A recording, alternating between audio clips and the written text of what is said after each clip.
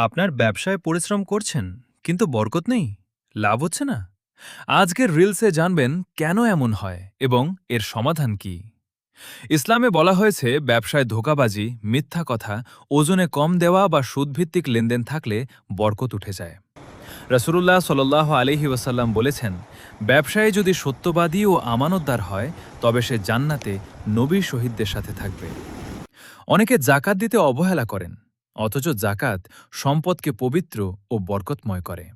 জাকাত না দিলে সম্পদে বরকত কমে যায়, গুনাহের কারণে রিজিকের দরজা সংকুচিত হয়ে যায়।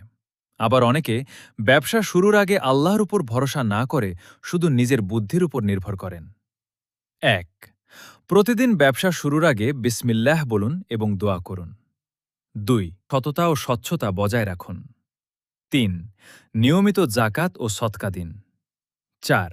ইস্তেগফার বেশি বেশি পড়ুন, রিজিক বৃদ্ধির অন্যতম মাধ্যম। ৫. সালাত নিয়মিত আদায় করুন এবং হারাম থেকে দূরে থাকুন। রিজিক আল্লাহর হাতে, পরিশ্রম আমাদের দায়িত্ব, বরকত আল্লাহর দান। ভিডিওটি ভালো লাগলে সেভ করে রাখুন এবং শেয়ার করুন, যেন আরও মানুষ উপকৃত হয়।